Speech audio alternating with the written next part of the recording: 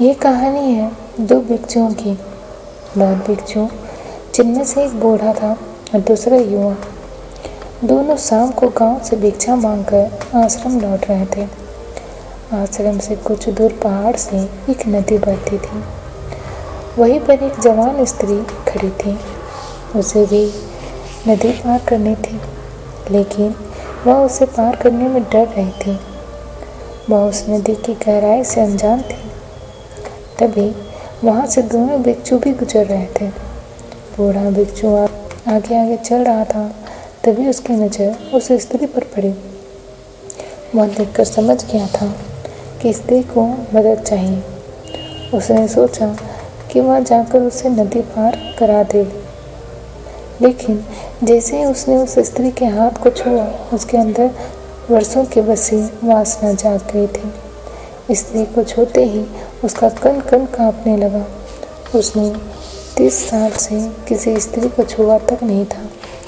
उस स्त्री को छूने के नाम से ही उसके मन में कई तरह के ख्याल और वासना आ रही थी। तभी उसने सोचा, छी छी, ये कैसी गंदी बात सोच ली। मेरी इतने सालों की साधना भंग हो जाएगी। मुझे क्या मतलब कोई नदी पार करे या ना करे। मैं अपने 30 वर्षों की साधना इस लड़के पर लगा दूं? बिल्कुल नहीं। यह सोच अपनी आंखें बंद कर ली, लेकिन वो जवान स्त्री तो उसे आंखें बंद करने पर भी दिखाई दे रही थी, क्योंकि भिक्षु की सोई हुई वासना जाग गई थी। वह उसकी तरफ आकर्षित हो चुका था। आंख बंद करते हुए ही वह उस नदी में उतर गया। आपको पता ही है, जिस चीज़ से आंख बंद कर ली जाए वह और हमें दिखने लगती है। उसी तरह उस भिक्षु के साथ भी हुआ। उसे वह स्त्री अप्सरा की बातें दिखने लगी, क्योंकि उसने आंख बंद कर ली थी। उसे इस स्त्री का ही सपना दिख रहा था। वह स्त्री उसे आकर्षित कर रही थी। उसका एक मन कहता है कि ये तो गलत बात है, किसी ज़रूरतमंद की सहायता करनी चाहिए।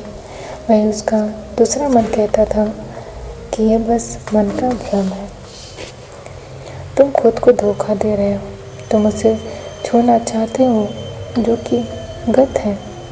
हम साधु का जीवन अलग होता है। साधुओं के लिए स्त्रियां केवल एक समस्या है। नदी के घाट पर उस साधु का मन अशांत रहता है और वह 2 हिस्सों में बट जाता है। एक तरफ उसका मन उसे उस लड़की की तरफ आकर्षित करता है, वहीं दूसरी तरफ उसे दूर जाने की सलाह देता है। उस लड़की को जो वहाँ खड़ी है, उसे कुछ पता नहीं होता कि उस साधु के मन में क्या चल रहा है और क्या नहीं। वह तो मदद के इंतजार में किसी का इंतजार करती है, ताकि कोई उसे नदी पार करा दे। बूढ़ा भिक्षु आगे निकल जाता है। तभी उसे ख्याल आता है कि उसका साथी पीछे छूट गया है।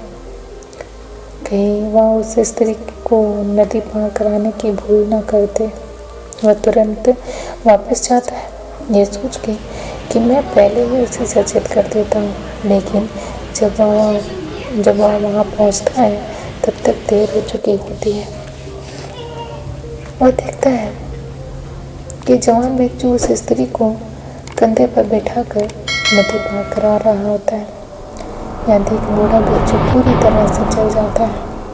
उसके मन में अलग अलग भावनाएं आने लगती हैं। वह सोचता है कि इससे अच्छा तो मैं ही इसे नदी पार करा देता। लेकिन वही दूसरी पर उसे ख्याल आता है कि यह कैसी पागलपन वाली बात है। मैं उस स्त्री को अपने कंधों पर लूँ, 30 साल की अपनी साधना नष्ट करूँ? कभी नहीं। गंदगी का ढेर है औरत का शरीर और उसे मैं अपने कंधों पर लूँगा। लेकिन वही दूसरी तरफ वह युवा भिक्षु को स्त्री को कंधों पर उठाया देख आग बबूला हो रहा था। वह मन ही मन सोचता है, आज आश्रम जाते ही मैं गुरुजी से यह कहूँगा कि इसने एक स्त्री को कंधे पर उठाया है। यह अपवित्र हो गया है। यह युवा सन्यासी पूरी तरह भ्रष्ट हो गया है। इसे आश्रम से बाहर निकालो। युवा भिक्षु उस स्त्री को नदी के दूसरे छोर पर उतार देता है। और दोनों भिक्षु वापस जाने लगते हैं। वह दोनों रास्ते भर बात नहीं करते हैं। जब दोनों भिक्षु आश्रम के पास पहुंचते हैं तब बूढ़ा भिक्षु कहता है, याद रखना, मैं गुरु से कहूँगा कि तुम अपवित्र हो चुके हो। तुमने उस जवान स्त्री को कंधे पर क्यों उठाया? यह सुन युवा भिक्षु चौंक जाता है और कहता है, स्त्री, उसे तो मैंने नदी किनारे उठाया था और वहीं छोड़ एक बार।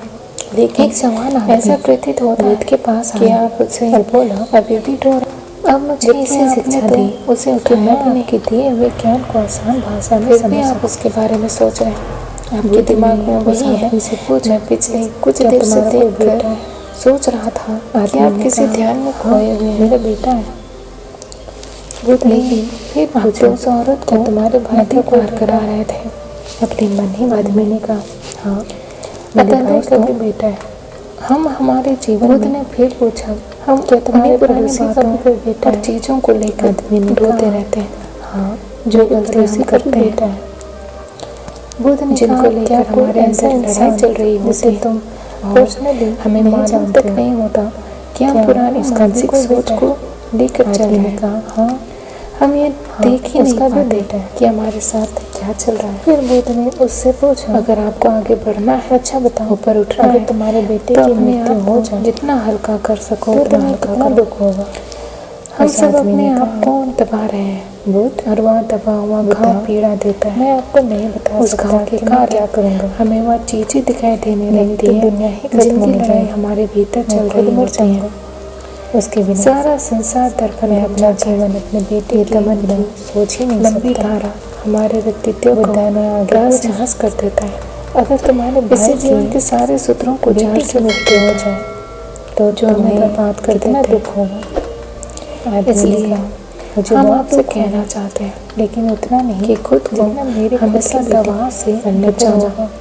क्योंकि दमन से बड़ा इंसान खुद को कभी जान नहीं पाता। पड़ोसी के बेटे की वही रुक जाता है। आप तब तुम्हें कितना दुख होगा, बढ़ने नहीं देता, वही रुक लेता है। तब भी दुख होगा।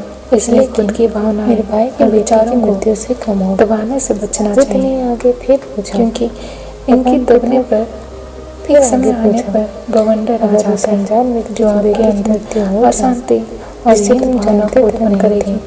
तब तुम्हें इसलिए यदि आप वर्तमान में रहना चाहते हो तो आप मुझे बिल्कुल खुश रहो। पुरानी बातों को उसे जानता तक नहीं। दूसरों के सामने अच्छा बनने के लिए 4 मुख्य मत 20 दिनों तक बिना कुछ बोले ध्यान करने का निश्चय किया। वैसे ही मैंने अपने इस